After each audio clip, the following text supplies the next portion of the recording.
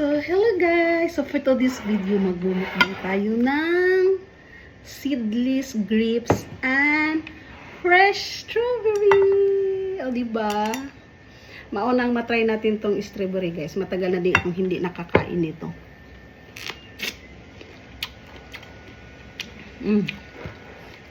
Super tamis. Hinugasan ko to, guys, pero hindi ko tinanggal ang leaves. Para maganda tingnan.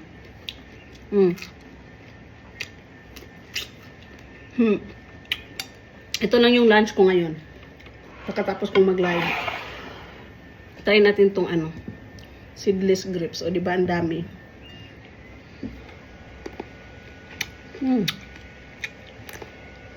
Mas grabe ang tamis ng seedless grapes.